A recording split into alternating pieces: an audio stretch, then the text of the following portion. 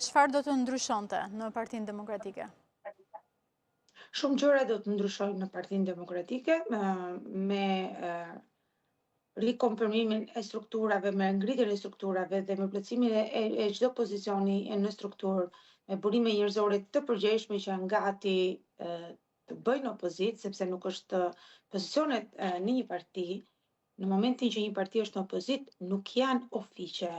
po janë marrje përgjegjësie e madhe, sepse mbas 13 vitesh të vazhdosh të jesh në opozitë dhe të vazhdosh të kontribuosh si strukturë, si njeri politik me përgjegjshmëri dhe angazhim të përditshëm, nuk është e lehtë, patjetër është e vështirë, sepse kërkon kohë, kërkon mund, kërkon financa, degët vetë financohen vetëm me kuotat e anëtarësisë, ne nuk kemi të ardhurat të tjera, dhe kush është aty shumë apo pak ndihmon gjithsesi me financa për sa i përket pagimit të zyrave, për sa i përket detyrave të ndryshme, duke filluar që nga gjëja më e thjeshtë që është kancelaria deri tek aktivitetet e tjera që duhen organizuar. Pra, është sakrificë dhe kërkohet patjetër kontributi gjithë secilit. Nuk është e thjeshtë dhe kush pranon ta bëjë këtë gjë, janë njerëz